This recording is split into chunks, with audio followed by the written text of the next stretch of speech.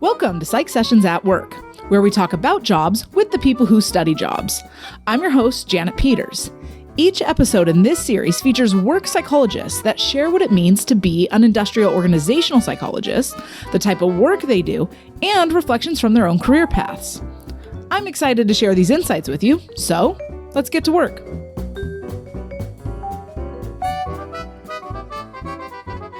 Hi, welcome to Psych Sessions at Work. Today, we're talking to Dr. Stefanie Putter, who currently works as a manager of talent management and diversity, equity, and inclusion for a Fortune 50 company in the telecommunications industry.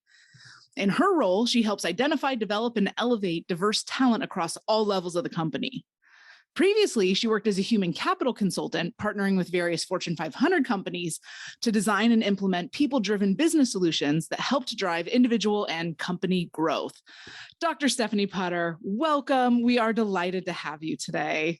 Thank you so much, Dr. Peters. I am so excited to be here, excited for the conversation.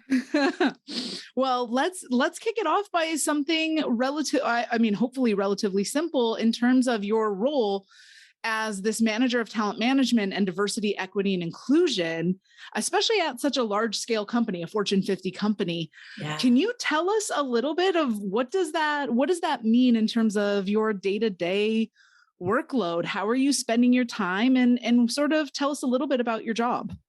You bet. So I sit in one of our division headquarters. And so what that means is I help support about 18,000 employees. So a pretty large population of people, as you can imagine. And in my role and what my team does, it's really around identifying, elevating, and retaining our internal talent and helping prepare them for whatever's next in their career. So I get to work with a subset of all of those 18,000 employees and help them figure out where they want to go next, what kinds of development they need, and help prepare them for that next opportunity, all while keeping in mind a lens around diversity, equity, and inclusion. So how do we make sure that our leadership at the most senior levels, at our mid levels, and at the early career levels really reflects the communities that we serve, our frontline population, so that we're really representing equitably across all levels of the company. So it's kind of a big role that spans a lot of different areas. So hopefully that gives you a little bit of a sense of what that looks like. But as far as the day-to-day, I would say what's really cool and fun and interesting is that no 2 days are the same. So I could be in a team meeting with my core little team there's 5 of us that sit in the center of excellence around talent management. And we could be talking about strategy and best practices and how we're going to evolve this program and roll it out to the whole company. And then, a few minutes later, I could be sitting in one of our employee resource groups. So these are some communities of interest to support our employees around how to be a better ally. So learning and going to some training programs to upskill myself and then support our people. Or I could be sitting in a talent review session. And so these are conversations where I sit with senior leaders and we talk about who are their rock stars on their team? Where do they see? How do we help invest in them and support them in growing their careers at the company? So it really, no 2 day, no 2 hours is the same. So that I really like that variability. It keeps it interesting. So are you spending then right now, are you mostly virtual and you're doing these meetings virtually? Are you going into the office? Is this something you're doing face-to-face, and will that change into the future? What is your people face-to-faceness look like right now? Great question. So I will say 0 physically face-to-face. So I've been remote for almost 2 years, which is crazy if you think about how long we've been in this interesting time period. So all of my conversations are remote. So we use Microsoft Teams. So using technology. So what's been really cool is before I maybe had like a little bit of fear when I went into that senior leader's office to have a pretty important conversation. Now we're the same size box on a screen, and it really kind of levels the playing field. So I'm in a meeting with, a really senior leader in one moment, and then a frontline employee talking about their career in the next hour later. So it can really vary, but it's all through the computer. So I'm on video calls most of the days. Okay, so talking about these different meetings that you're in with different functions and senior leaders, et cetera, it reminded me of this theme that I think about quite a bit with IO psychology is like a lot of people don't know what IO psychologist is. Do you Do your colleagues know what an IO psychologist is? That could include your supervisors, your coworkers, et cetera. Do you have to explain it, or do you just market yourself slightly differently? As I think I had one guest who was like, yeah, I'm a work behavior analyst, because people seem to understand what that is a little bit easier than IO psychology. So I'm just curious, do you feel like your colleagues know what IO psychology is, or do you have to sort of rebrand it into something that they're more familiar with? That is such a good question. I would say my colleagues probably get it at the surface level, but don't fully understand. So in my HR organization of about 200 employees, I think I am the only PhD, the only IO psychologist. So no one really has this deep expertise and background. So I just often explain about where I play. So I'm like, I bring the science of human behavior to the workplace, and I'm deeply immersed in the analytics and best practices and trends. So I honestly don't really use those words. I've just found a way to address it without using the language directly, because depending on who I'm talking to, like I work with our people analytics function. And so they're data analytics people. So they will nerd out with me about the data all day long, and we can talk on that level. But when I'm meeting with a senior leader, I will reference my training, but they won't probably hear those words explicitly. So I'd say there's definitely opportunity to help educate others a little bit more clearly on what we do. And when I think about that in contrast to, say, like an MBA, right? So a master's of business, where I think that's a much more well-known training and educational background that people are more familiar with. Whereas if you say, oh, I have my PhD in IO psychology, it's kind of like, cool. What's that? So it's just interesting to hear your experiences with that. Absolutely. But then it's what's kind of funny is that as soon as I start explaining what I do and where I focus and the skills that I have and the training that I've built up, everyone's like, oh my gosh, like, yes, we need you. Please come and help support my team, whether it's folks at my company or individuals who work elsewhere. So once you explain it, everyone gets it. It's just getting over that initial hump, I think, learning curve. Well, then, given that, do you mind sharing about how you've used some of your expertise in your current job? Maybe it could be, you talked about some of like the programming that you did or that you've done with DEI, diversity, equity, and inclusion, or succession planning and helping identify those, where people want to go, or helping the company identify some of their rock star employees and where to invest in human capital resources. What are some of the things that you've done or created as part of your job? Gosh, I'm like, where do I even start? There's so many cool different things. So I'd say one of the areas that I've really started digging into is around our diversity, equity, and inclusion data. So having that deep data skill set and expertise, not a lot of people, at least today in the HR space, have that background. So I've been able to partner really closely with our other, what we call people analytics. So these are folks who typically have more of that data science analytics background. So we come from slightly different lanes, but can speak the same language. And so a lot of our partnering has been around, what does representation look like at this level, in this location in the country, or in this part of the business, or in this function, and just really trying to understand where we are today, what our goals are from a diversity perspective, how can we bring in more diversity of thought and background and expertise into all pockets of the company.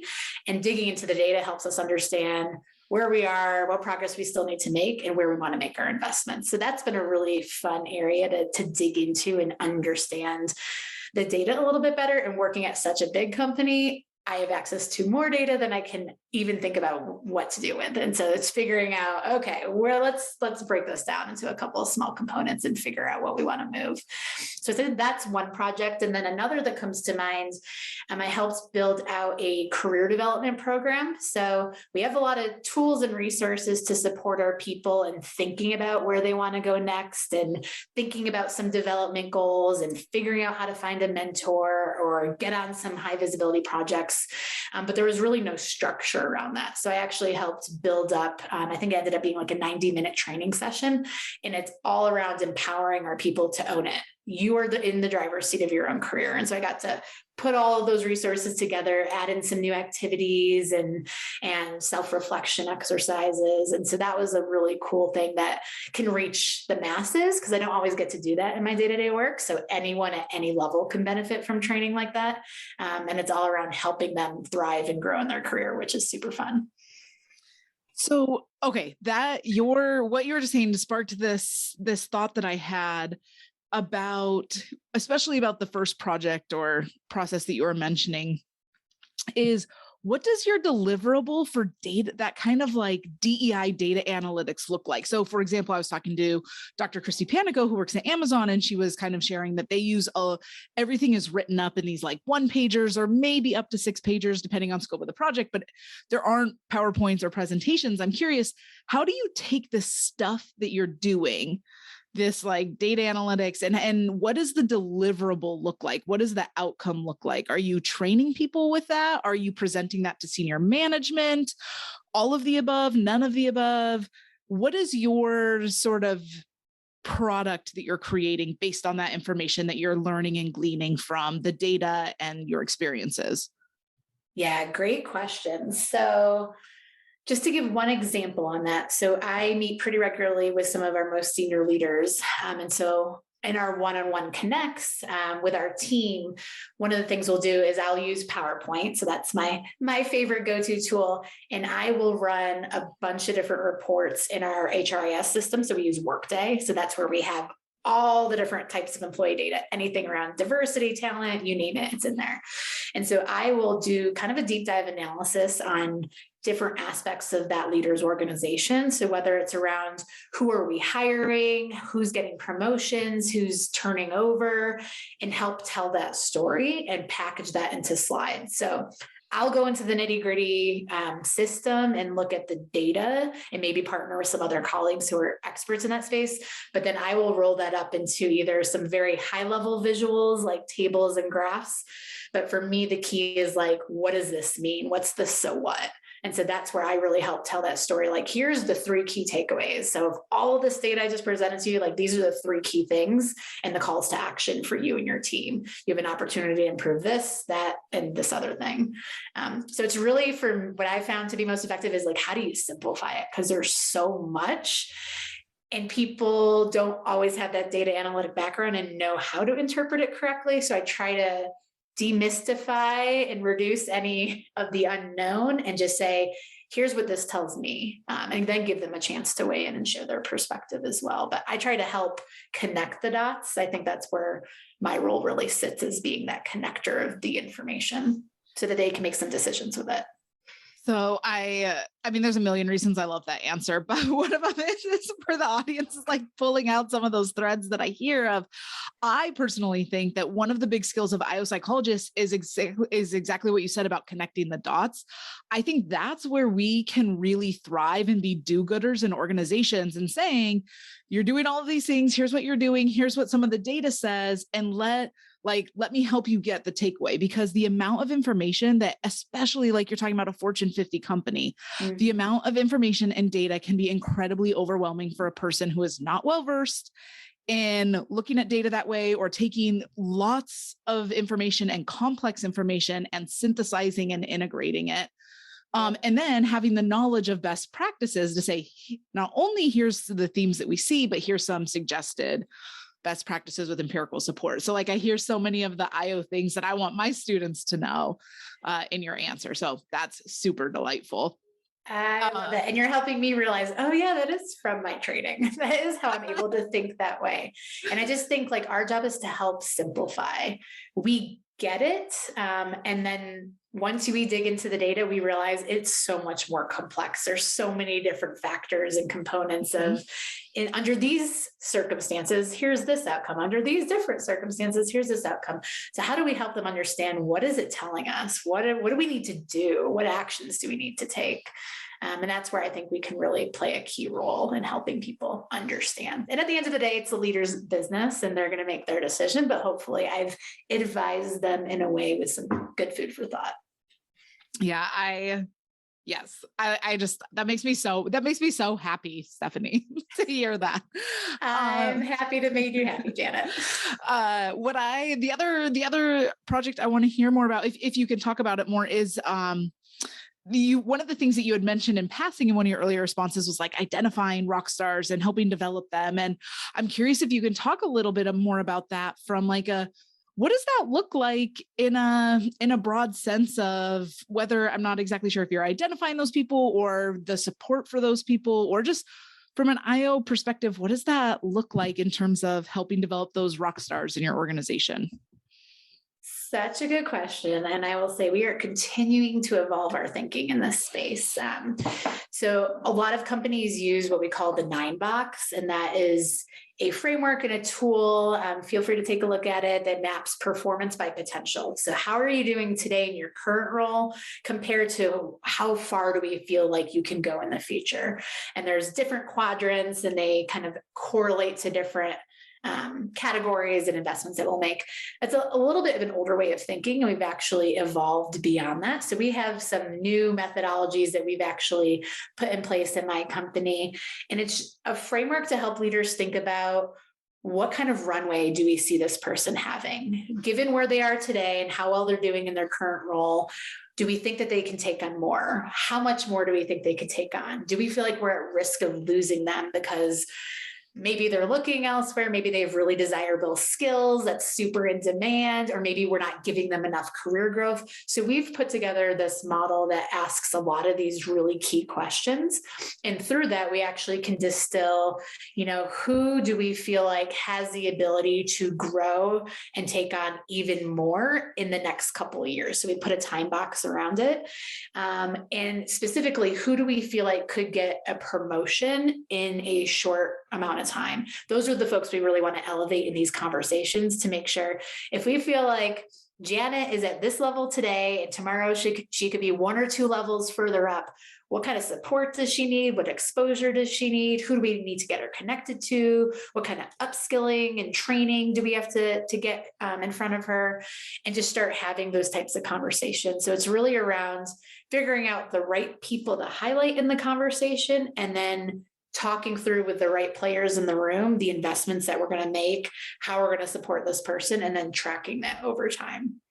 So there's so much more detail that goes into it. So I don't know if I totally confused you, but that's just at a high level what that process looks like. No, and I'm pretty into the way that you described it. Sounds very proactive instead of reactive, which I think is what there's a lot of reasons why a company might be reactive. There's other things that they're working on, but it sounds like that is a proactive. We want to identify this early so we can support them before they need it, not realizing it as they leave because they're leaving the company for other opportunities that they didn't get internally. So absolutely. And another cool component of it is the succession planning side. So we are always trying to prepare for those next generation leaders to take over. So let's say someone gets hit by a bus tomorrow, which is not the greatest analogy, but someone were to leave because people have amazing opportunities in front of them. We want to make sure there's no impact to the business. So we want to make sure we've got people groomed up, ready to go, who can step in pretty easily. And that's all about that proactive preparation. So we're talking to those folks early. We're making those investments now so that when those roles or opportunities come up, we can easily slot them in. And so it's all about kind of future-proofing, planning for what's to come. So one of the, if it's okay with you, I want to pivot slightly away from that. Sure thing. Into, as you think about those aspects that you do, how does that compare to other jobs that you've held? Like in terms of not satisfaction or anything like that, but rather the roles and duties. Because I know I remember, I think at one point you had a job that required quite a bit of travel, for example, where you were traveling, I think like flying every Monday and Thursday or weekly or something like that. So I'm just curious. For 5 years. I'm putting on the lens of like students who are thinking about what is an IO psychologist and what does it look like and what are some different roles. As you've described this sort of internal role with this one Fortune 50 company, but you've had other roles. And so I'm curious if you could talk a little bit about what those were and how they're differ, and maybe aspects, kind of compare and contrast them, if you don't mind. Yeah, absolutely. So yeah, this specific role I've not held before. So really owning talent strategy, succession strategy, diversity strategy, that's really specific to my current position and company. Prior to this, I worked at Slalom Consulting. So it's about an 8,000 person consulting firm. And the cool thing about being a consultant, so we were based in our local market. So I got to work with companies all over the Denver area where I'm based, and not get on planes every week, but be a consultant. So someone from the outside to step in when there was a very specific need. So maybe they were rolling out a new technology that had a lot of people impacts and they wanted to bring on someone who could help provide that people lens, or they were doing a massive restructuring of the organization and they wanted someone who could help support org design. With that company, I got to go into different companies for different periods of time, depending on what the need was.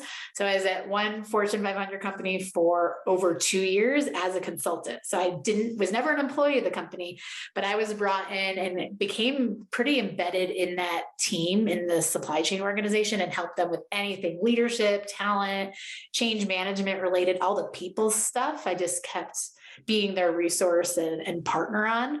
And then later on, I went to the cybersecurity industry for a year and helped with a Salesforce implementation, doing all the change management types of activities. So it looks very different than what I'm doing today. And other people in consulting could be on projects for weeks or for months and then flip on to the next.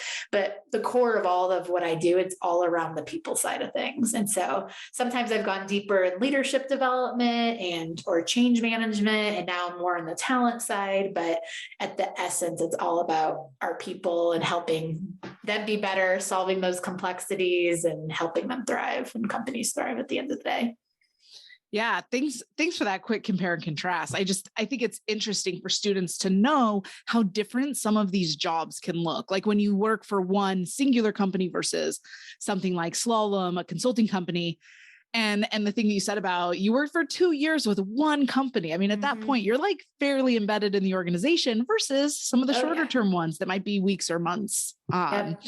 And there's benefits of both, because sometimes in those shorter term, maybe you're there to define the strategy, but you don't actually get to implement what you've designed. I was lucky where I kind of got to think about a big picture and then put it into action. But then at the end of the day, I still was not an employee and I walked out the door, right? Here, I'm thinking of the strategy, I'm implementing it, I'm seeing the repercussions, good or bad, of what I do because I'm embedded in the organization. So there's definitely pros and cons of both, depending on what you're looking for. So given your like diverse experience with IO and honestly, in managing, what did you tell me at the beginning? 18,000 different employees, Currently. and I'm assuming at various levels.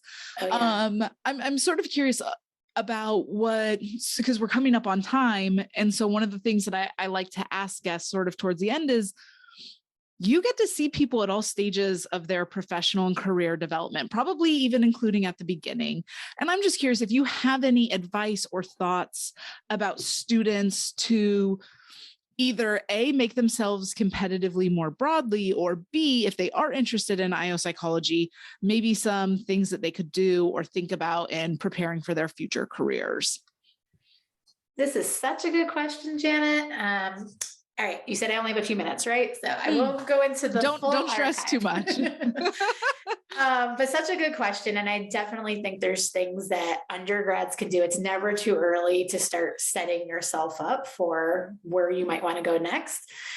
So I think my first advice is to be curious. And that's something I try to embrace every single day. I have a PhD. I have about 10 years of practitioner experience, but I am learning every single hour of every single day. Something new comes my way and I'm always surprised. I'm like, oh, I got to figure that out. So just be curious, be open to learning things, be open to upskilling yourself. So even though I had that deep training in IO psychology, I didn't get as deep in change management, in talent management, in diversity and inclusion. And so now I've been able to verse myself and upskill in those areas because that aligns really closely with my current work. And the science doesn't stay still, right? We continue to learn new things. So especially because of my background, I think people lean on me to bring the best practices in the research. So it's just important to stay current yourself. So you can easily start that as an undergrad by just being curious, reading a lot of things, trying something new, taking that LinkedIn course that maybe you saw come across your feed. And then the other piece of advice that I'd share is network. I think talk to people who have interesting jobs or work in interesting companies or an interesting field, and see if you can set up some kind of informational interview, kind of what you're doing with me today. Like, ask them what they do, ask them what their day-to-day life looks like. What do they like best? What do they not like about it? And it just helps you understand, okay, I can see myself really doing well in this kind of work environment or type of role. And like, oh yeah, that would not interest me. So the more people you talk to, the more connections you have, the better it'll serve you down the road. And even working in a company that's so big, I will say networking is so important to grow your career in a company as well. Being able to build those relationships, talk to people, help people know who you are and what you bring. Those are really good skills that'll serve you as you enter the working world as well. I'm going to point out, I just particularly like the advice of talking with people in various careers or careers that you're interested in. I find that sometimes we think a career looks or is a certain way, and then I see many students get into fields, and I'm not even talking about IO psychology. I'm talking about social psych, personality, counseling, clinical. They get in and they're like, oh, this isn't actually quite what I thought it was. And having those conversations early on, I think is just very developmental. So I think that's just absolutely wonderful advice. And you don't know until you're in it. And what someone as a social psychologist does versus someone else could look so different. As I'm sure all the IO psychologists that you've talked to, our careers are super varied. So yes, the more and more people you talk to, the more clarity you can start to create for yourself. And that's exactly it, is cultivating those multiple relationships. Mm-hmm.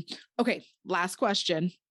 Is there anything else that you want to add? This could be advice. This could be insights. This is something you could be that you've learned along the way.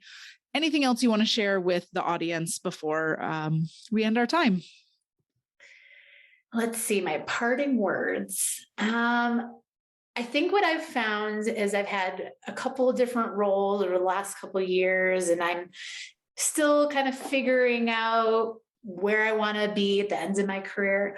Find a mentor, find someone who you can learn from, a safe, trusted space and partnership where you can ask the real questions. I've been lucky enough to have formal and informal mentors in different roles that I've held, and currently work with a VP of engineering as my mentor in my big company today. And that's been super cool because she is a woman who has a PhD in a technical field where it does not work with many other women. And so just seeing how a female has trailblazed in that space has been really cool to connect with and learn from her, and how she's been so successful.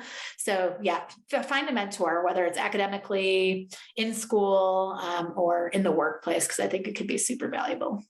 Yeah. Thank you, Dr. Stefanie Putter. What a delightful guest you are. I'm so happy that you came and shared your experience and what you do, and just giving some insight into the various roles of IO psychology. Thank you so much. Absolutely. Thank you so much for having me. It was so fun.